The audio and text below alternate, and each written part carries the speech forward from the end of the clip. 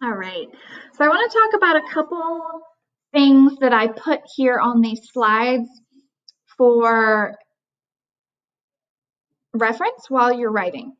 Um, it's the model PSA. Now, this model PSA you saw last lesson, so I'm not going to reread it to you. But what I do want to show you is that I put the gist of each section down here.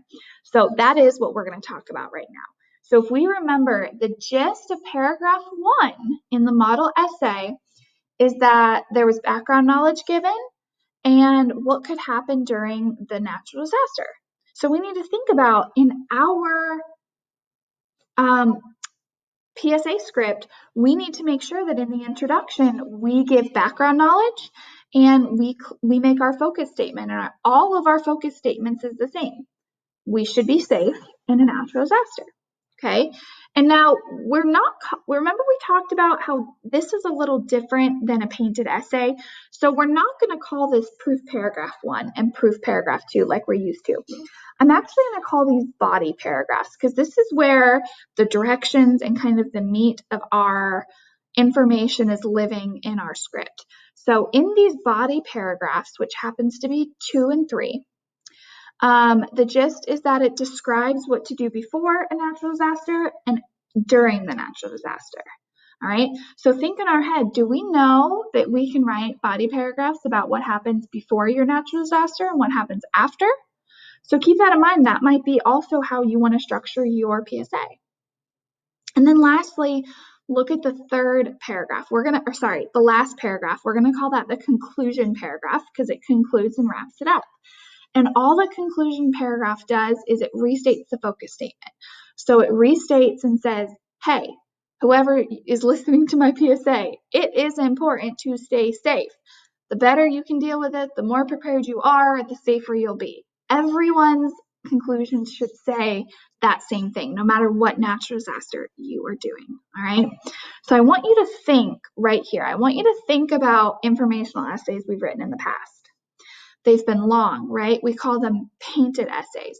We have proof paragraphs. They have tons and tons and tons of evidence in them. Notice how there's no quotes here. This is because this is a PSA meant to be read. This is a script. We want simple sentences. We want something that's going to sound really good and straightforward when we read it out loud. Okay, so instead of focusing on quoting tons of other people's words, I want you to focus on what you're going to say. Focus on how you're going to communicate the information to others, and how you're going to make sure that they know it's a serious thing to be safe during this natural disaster that you're going to teach them about. And I also want you to think about the overall structure. So I want you to see if yours is structured. Are you going to plan to structure yours the same way as the model? I guess that's the model. Are you going to structure it introduction, how to stay safe before and during, and then a conclusion? So you need to start thinking about, do you like that structure? Do you want to model yours after that? Do you want to tweak it a little? So start thinking about those sorts of things. So that's what this slide is for, to remind you of things we've already talked about. And then this slide, this is also here for you. This is actually the instruction slide that just says, writing time, go write. So this is just what's in each paragraph. And I'm not going to read it to you because you are all 100% capable of reading yourself.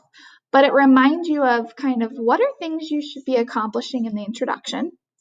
What are some things you should be accomplishing in the body paragraphs? And what are some things you should be accomplishing in the conclusion? Remember, if you're part of my reading class, you know that I always tell you the hardest part about writing is putting down that first sentence, putting down that first paragraph, and getting started. I promise you, once you get started, it's going to go so much smoother. If you are having trouble getting started, I really, really, really suggest you go back to this slide and look at the model. We use models because it's a model, right? We should want ours to look like this because this is well written, and we should want ours to be well written. So look at how the model PSA got started. Look at how the model PSA concluded. Look at how they did it. So you can model yours after theirs. So if you're having trouble getting started, I really suggest you go look at the first few sentences of the model, and go from there. Now, for writing time, all it says is to go to the PSA document template in Google Classroom and start your draft. So in Google Classroom, you'll see that it's basically a blank Word document. There's a spot to write your name, and it says My PSA Script. But the rest of the document is blank because it's just for you to type. All right. Here's the thing. I'm going to give you some choices. And I have a feeling a lot of you guys are going to want to choose to type. So my first choice is just start typing on your template, okay? Usually in class, we don't type anything until it's finalized. I already told you that this is going to be a draft, which means we're not completely finished with it today. This is just our first draft, getting full sentences on paper. But you guys have the opportunity to type. All of you have a device in front of you right now, so you can type if you want. Or if you're like me, maybe you're not, but if you are like me, Miss Stafford really needs to write things by hand when I'm thinking, right?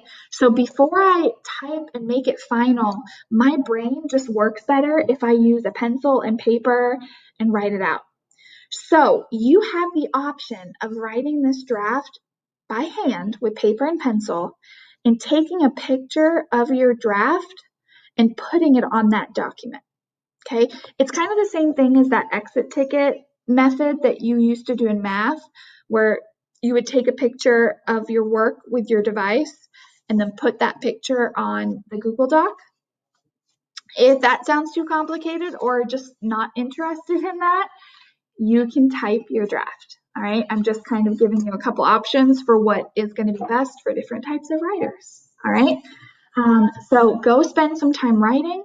That is the bulk of today anyways. And then when you are done writing, come to the next video.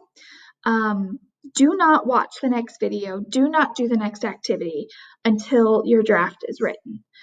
And I really encourage you just to write it all right now. Okay, so some of you may be thinking, I want to do part now, and then I want to take a break and do part later. I promise, if you just start and finish, it'll all be done before you know it. Because I know we have some anxious writers out there and some writers that just don't want to finish and get started. But I promise, as long as you use that model, if you just get started, write the intro, write the body, write the conclusion, and then you'll be done with the draft for today. Okay, it's like ripping off a Band-Aid. You just got to do it. All right, so finish and then come back to the next video.